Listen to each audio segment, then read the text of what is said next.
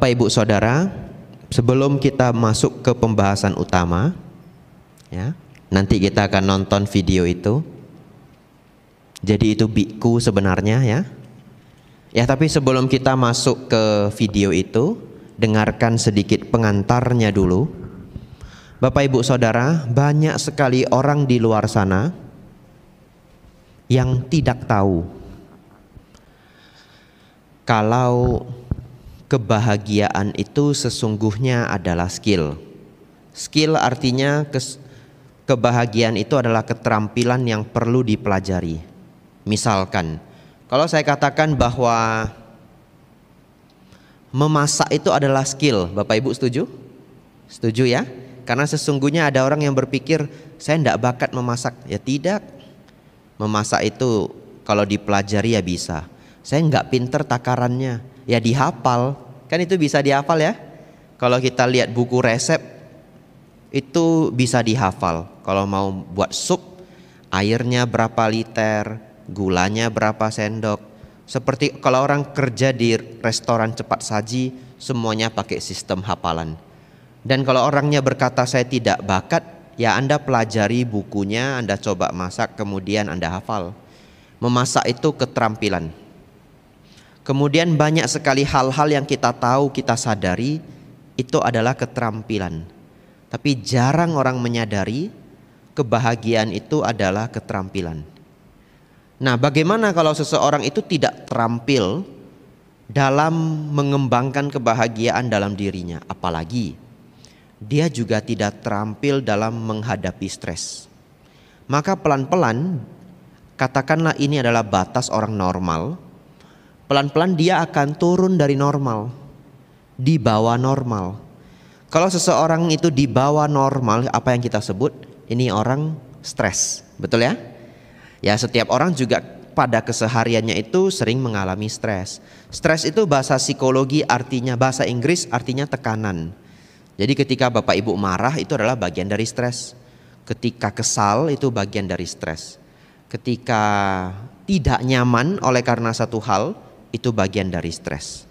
Dari bahasa Inggris yang artinya tekanan. Jadi baik sedikit ataupun banyak, dalam psikologi kita sebut itu adalah stres. Nah, kalau sudah banyak, artinya dalam kehidupan seseorang dia banyak sekali tekanan hidup, hingga dia merasa hidupnya itu tidak bahagia. Berarti dia drop. Ya. Kalau orang merasa bahagia berarti dia happy.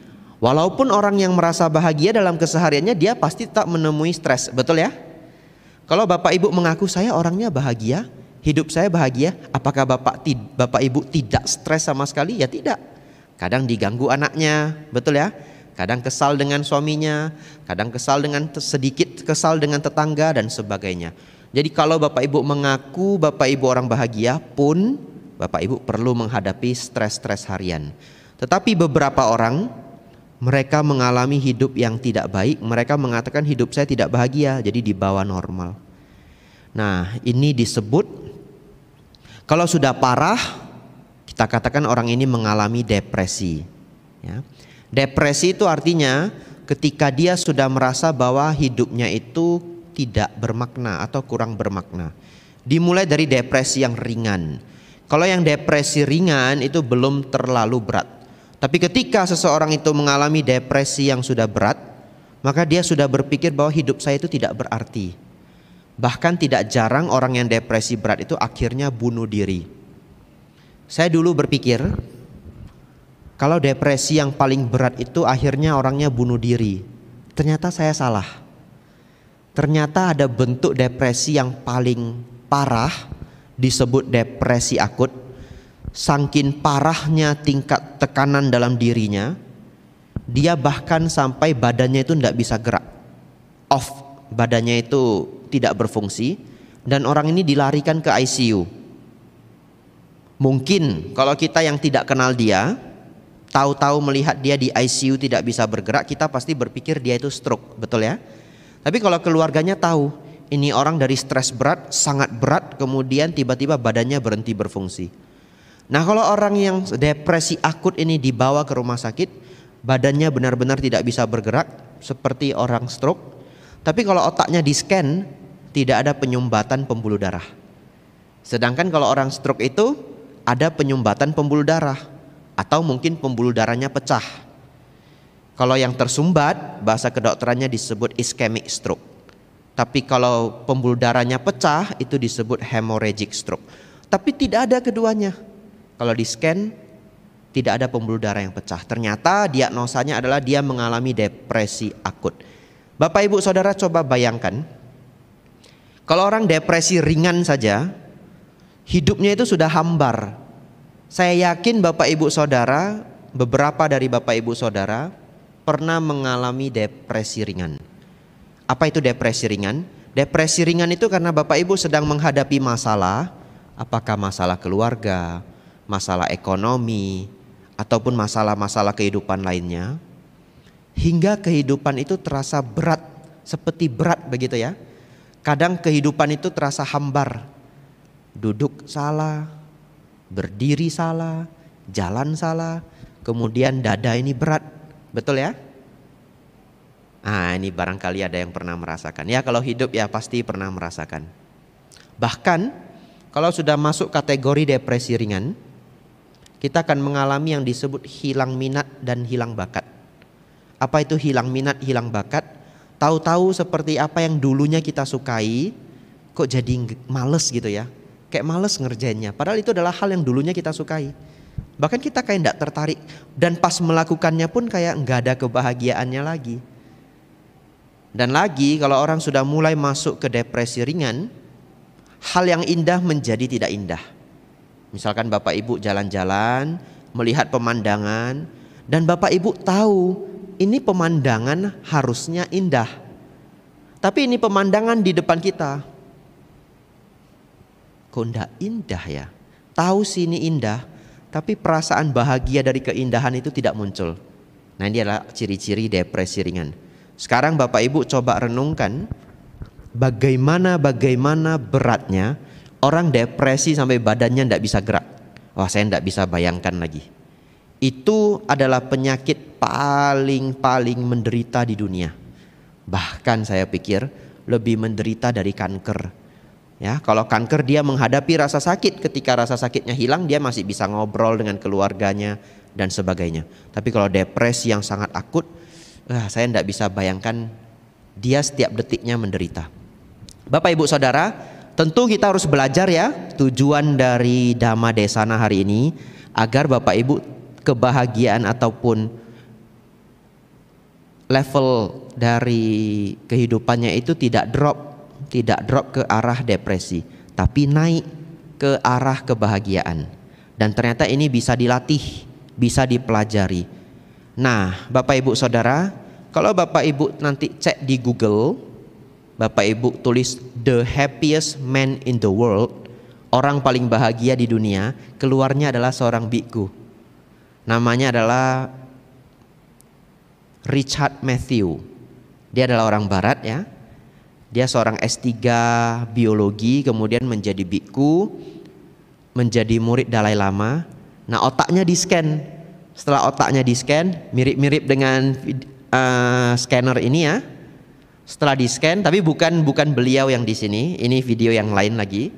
Setelah di-scan, dari data scan-nya itu terbukti dia memiliki gelombang yang menyatakan bahwa dia orang paling bahagia di dunia.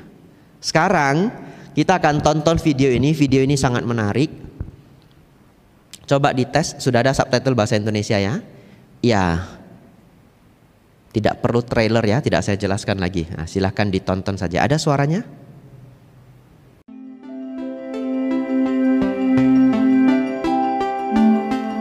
My co-author of the book Altered Traits is a neuroscientist, Richard Davidson. He has a lab at the University of Wisconsin. It's a very large lab. He has dedicated scanners. He has about 100 people working there. And he was able to do some remarkable research where he flew Olympic-level meditators who live in Nepal or India, typically, or some in France. He flew them over to the lab and put them through a protocol in his brain scanners and did state-of-the-art tests, and the results were just astounding. We found, for example, or he found, that their brainwaves are really different. Perhaps the most remarkable finding in the Olympic level meditators has to do with what's called a gamma wave. All of us get gamma for a very short period when we solve a problem we've been grappling with, even if it's something that's vexed us for months. We get about a half second of gamma. It's the strongest wave in the EEG spectrum. We get it when we bite into an apple or imagine biting into an apple. And for a brief period, a split second, inputs from taste, sound, smell, vision, all of that come together in that imagined bite into the apple. But that lasts very, very short period in an ordinary EEG. What was stunning was that the Olympic level meditators, these are people who've done up to 62,000 lifetime hours of meditation, their brainwave shows gamma very strong all the time as a lasting trait, just no matter what they're doing. It's not a state effect, it's not during their meditation alone, but it's just their everyday state of mind. We actually have no idea what that means experientially. Science has never seen it before. We also find that in these Olympic level meditators, when we ask them, for example, to do a meditation on compassion, their level of gamma jumps 700 to 800% in a few seconds. This has also never been seen by science. So we have to assume that the special state of consciousness that you see in the highest level meditators is a lot like something described in the classical meditation literature centuries ago, which is that there is a state of being which is not like our ordinary state. You know, sometimes it's called liberation, enlightenment, awake, whatever the word may be. We suspect there's really no vocabulary that captures what that might be.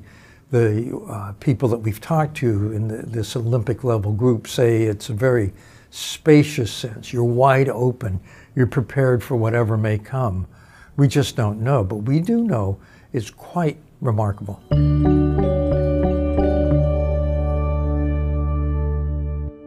Ini sangat menarik Bapak Ibu ya. Nanti yang ingin nonton lagi silahkan. Judulnya itu Superhumans, The Remarkable Brainwaves of High Level Meditators. Tapi saya selalu lupa juga judulnya. Yang saya ingat Superhumans, Meditations, kemudian Daniel Goleman. Daniel Goleman itu nama bapak yang tadi. Daniel Goleman ini orang yang sangat terkenal di Amerika. Dia adalah penulis buku klasik yang sangat legend ya. Judulnya adalah Emotional Intelligence, kecerdasan emosi. Kalau Bapak Ibu ke Gramedia barangkali masih ada, warnanya biru. Kalau yang buku klasik, kecerdasan emosional, Dr. Daniel Goleman. Nah, Daniel Goleman ini dia adalah seorang S3 psikolog dari Harvard. Dan setiap 2 tahun, seringnya, tidak setiap, setiap 2 tahun dia diminta untuk menulis di HBR. HBR itu Harvard Business Review. Buku bisnis Harvard, kalau Bapak Ibu di airport kadang itu ada bukunya banyak begini besar ya, serangkaian, di dalamnya ada buku-buku kecil. Nah, dia adalah salah satu penulisnya. Biasanya dia tulis tentang pengelolaan tim, pengelolaan emosi, kecerdasan emosional, kemudian beberapa hal mengenai psikologi dan bisnis. Bapak Ibu Saudara, Daniel Goleman bersama dengan temannya, namanya adalah Richard Davidson. Richard Davidson juga seorang ahli saraf otak level dunia. Mereka memimpin lebih dari 100 orang tim peneliti untuk meneliti otak dari meditator kelas Olimpik. Tadi Bapak Ibu sudah tonton bersama, tapi saya jelaskan lebih rinci. Karena selain video ini sebenarnya ada video 1 jam yang lebih lengkap. Dan juga ada bukunya, nama bukunya adalah Arthur Traits yang ditulis oleh beliau. Juga satu buku lagi, Science of Meditation. Jadi beberapa informasi saya ceritakan ke Bapak Ibu. Dan video ini sangat penting. Kenapa saya katakan sangat penting? Karena dari dulu kalau kita baca kitab, Sang Buddha selalu menjelaskan bahwa kebahagiaan samadhi itu sangat tinggi, betul ya? Tapi orang boleh percaya, boleh tidak percaya, itu hak mereka. Betul ya? Seseorang boleh ragu yang tertulis di kitab ini benar tidak. Kalau dia skeptis, kita juga tidak bisa melarang. Saya tidak percaya, ya kita juga tidak bisa melarang Anda mau percaya atau tidak. Tapi hari ini kita mendapat dukungan luar biasa dari sains. Dan itu membangun motivasi besar untuk kita, bahwa kalau Bapak Ibu ingin bahagia, berlatihlah meditasi. Tapi seberapa beda dan bagaimana cerita di video tadi. Bapak Ibu Saudara, pada orang normal, menurut penelitian tadi, pada orang normal, ketika orang normal merasakan kebahagiaan, kebahagiaan seperti apa? Misalkan, ketika Bapak Ibu sangat haus dan lapar, atau haus dan lapar ya, ketika Bapak Ibu haus dan lapar, terutama haus ya, kemudian ketemu buah semangka.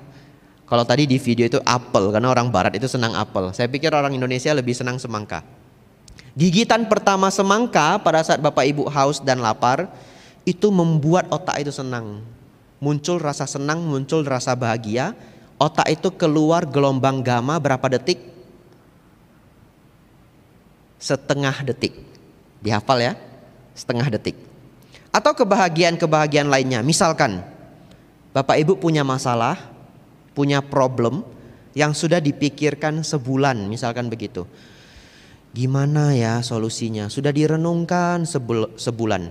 Lalu satu ketika kepikiran solusinya. Jadi perasaan sudah ketemu solusinya. Perasaan yang sangat nyaman itu, gelombang gamma muncul setengah detik. Ingat ya, orang normal gelombang gamma muncul setengah detik. Kemudian mereka juga meneliti para biksu, diundang dari Nepal, dari India dan Prancis. Kenapa Nepal dan India? Karena proyek ini didukung oleh Dalai Lama. Karena ini bukan proyek yang murah.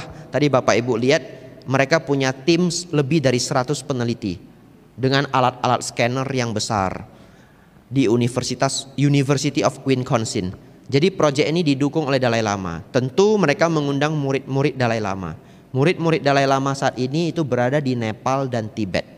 Kemudian tadi juga mereka mengundang beberapa biksu dari Prancis. Kalau Bapak Ibu baca subtitlenya.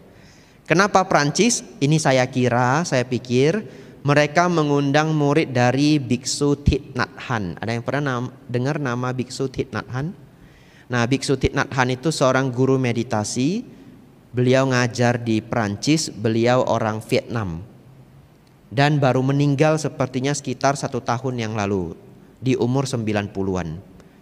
Buku beliau banyak sekali. Salah satu biku yang menulis buku paling banyak di dunia, salah satunya biksu Thich Nhat Hanh. Nah, para biksu yang diundang ini adalah mereka yang sudah bermeditasi lebih dari 62.000 jam. Lebih dari 62.000 jam. Makanya tadi dikatakan meditator level olimpik. Saya pernah hitung. Kalau satu hari Bapak Ibu meditasi 6 jam, maka itu sekitar 35 tahun. Bante, 6 jam terlalu banyak. 3 jam boleh tidak boleh ya, 70 tahun begitu ya. Waduh Bante, 3 jam masih banyak, 1,5 jam deh. Wah, 140 tahun. Makanya tadi saya datang agak lambat ya. Bapak Ibu meditasinya lebih lama hari ini. Tadi saya ke kamar mandi dulu. Nah, bagus juga itu nyicil. Jadi tadi sudah 5 menit. Nanti sisanya Bapak Ibu nyicil lagi. Bapak Ibu Saudara, beliau yang sudah bermeditasi 62.000 jam ini, kemudiannya otaknya di-scan seperti cara yang sama. Dan apa hasilnya? Luar biasa mengejutkan. Kalau pada orang normal tadi, sesekali ketika bahagia muncul gelombang gamma selama setengah detik. Jadi kita tahu setengah detik ini adalah normalnya ketika manusia biasa berbahagia. Tetapi para Bhante ini muncul kebahagiaan, muncul gelombang gamma di otak mereka all the time, setiap waktu, apapun yang mereka lakukan. Nanti silakan ulang videonya sendiri di rumah, karena videonya itu sudah saya tonton lebih dari 20 kali. Jadi Bapak Ibu coba renungkan sendiri, kita gimana membandingkannya lagi ya. Orang normal sesekali setengah detik, tetapi mereka gelombang gamma itu muncul setiap waktu secara stabil. Bahkan dulu di zaman Sang Buddha, tadi ketika saya nonton video itu, walaupun saya sudah tonton berulang-ulang, baru hari ini di sini muncul pemikiran mengenai Bante Badia, ya, Bante Badia. Agak jarang disebutkan namanya. Bante Badia ini teman baiknya Bante Anuruddha. Nah, Bante Badia ini dulu adalah anak dari ketua suku Sakya. Jadi dia punya banyak istri. Setelah agak lama dia menjadi biku, beliau mencapai meditasi tingkat tinggi. Jadi beliau senang jalan ke sana kemari, tidak dalam keadaan meditasi, jalan saja. Jalan begitu sambil mengucapkan sukha, oh sukha, oh sukha. Bahagia, oh bahagia, oh bahagia. Adalah bahagia dari samadhi. Tetapi banyak juga para biku lain yang belum mencapai kebahagiaan meditasi.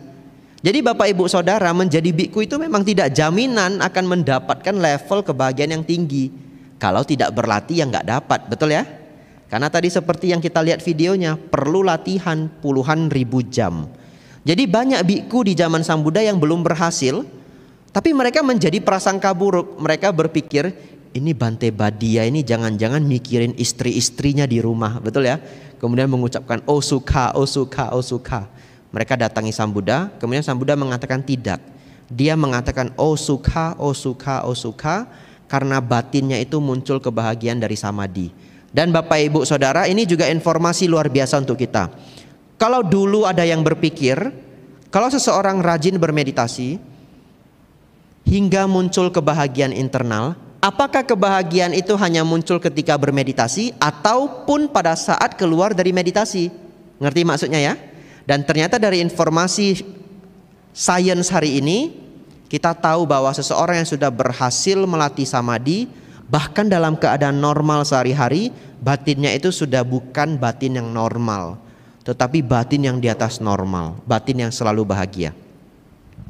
Kemudian Bapak Ibu, para biksu ini diminta untuk meditasi metta. Karena biku ini tidak hanya satu. Bante diminta untuk meditasi metta. Kenapa meditasi metta? Saya pikir karena para biksu yang diundang ini dari berbagai aliran. Muridnya Dalai Lama adalah Tibetan. Dalai Lama itu aliran Gelugpa namanya. Kemudian murid-murid Bante Thich Nhat Hanh itu adalah Zen Buddhism, aliran Jepang, tapi yang kemudian berkembang di Vietnam dan diajarkan di Prancis. Jadi biksu dari berbagai aliran. Mereka diminta untuk meditasi metta karena meditasi metta itu ada di setiap aliran.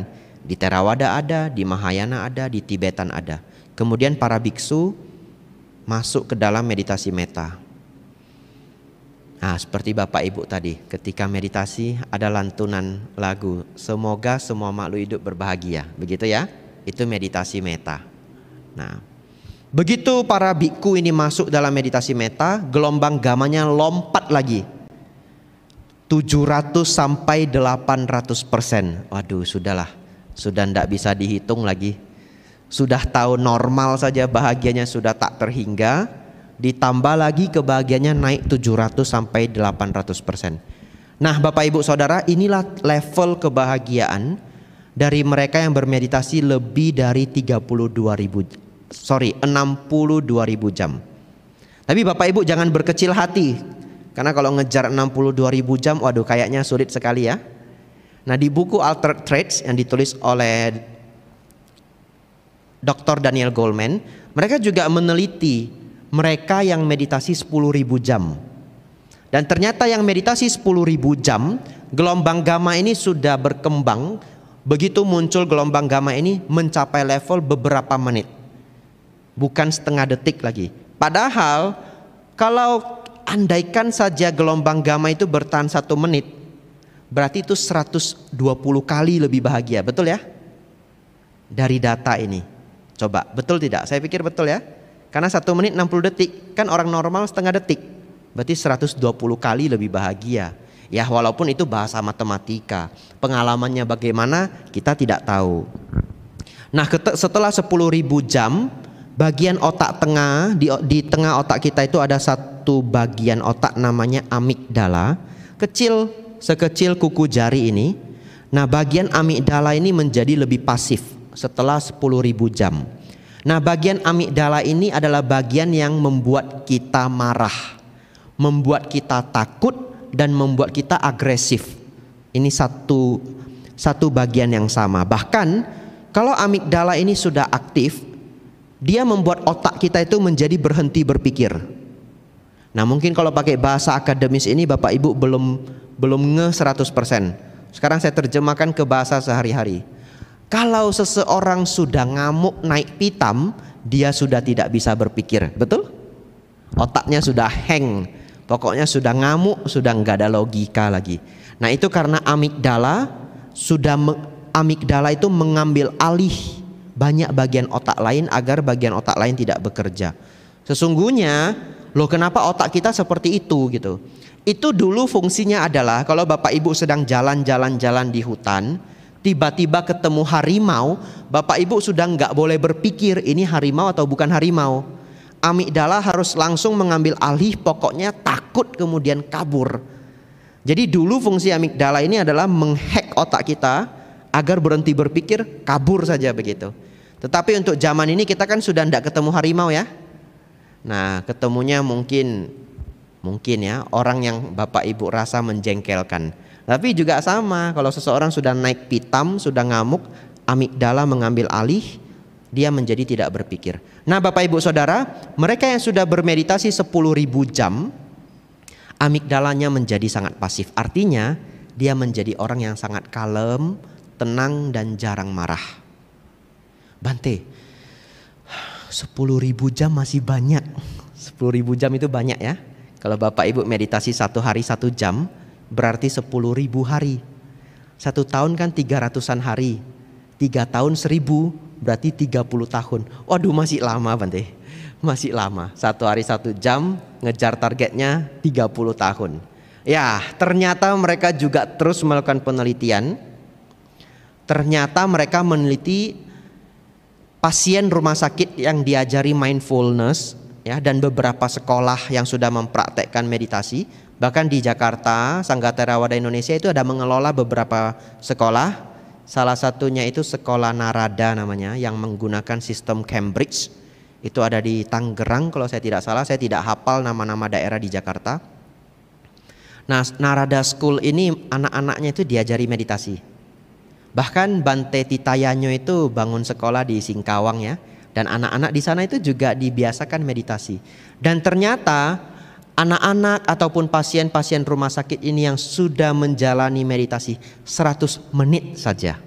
100 menit saja, bagian amigdala mereka sudah lebih pasif daripada orang yang tidak pernah meditasi. Ya, tadi Bapak Ibu mungkin sudah meditasi 5 menit, nanti pulang 95 menit lagi. Begitu ya. Ya Bapak Ibu Saudara, dari penelitian ini kita menjadi sangat bersyukur dan bersemangat bahwa barang siapa mau berlatih maka dia mendapatkan hasil. Yang 100 menit mendapatkan hasil 100 menit. Yang 10.000 jam mendapatkan hasil 10.000 jam. Tapi saya pikir Bapak Ibu, sulit mungkin bagi perumah tangga untuk targetnya puluhan ribu jam. Yang penting Bapak Ibu cicil. 1 hari misalkan pagi 10 menit, malam 10 menit. Untuk tahap awal, Bapak Ibu perlu mengembangkan sampai meditasi itu menjadi satu hal yang menyenangkan. Ya, walaupun awalnya 10 menit pagi, 10 menit sore, lama-lama menjadi kebiasaan. Nah, bagi yang sudah piawai silakan setengah jam pagi, setengah jam sore. Yang lebih piawai lagi silakan pagi 1 jam, sore 1 jam. Di Penang, ini saya dengar dari Damatok Hokkien ya, karena saya dari Medan, ada Bante Dhamaudo Mahatera, beliau ceramahnya Hokkien, tidak ada yang bahasa Indonesia. Beliau pernah cerita, ada seorang Aceh datang ke beliau, kemudian Aceh itu bilang, Bante, saya meditasi cuma bisa 5 menit, kata Acehnya begitu. Bantenya, kemudian Acehnya bilang, gimana Bante cuma bisa 5 menit? Wah, beliaunya luar biasa. Bantenya kasih nasihat, cuma bisa 5 menit sudah bagus, 5 menit saja enggak apa-apa. Tapi sehari beberapa kali, kan begitu ya? Bisa 5 menit enggak apa-apa, tapi sehari beberapa kali. Nah kebetulan Aceh ini sudah pensiun, sudah enggak kerja. Jadi dia duduk 5 menit, sudah itu sarapan. Nanti kepikiran mau meditasi lagi, 5 menit lagi, 5 menit lagi.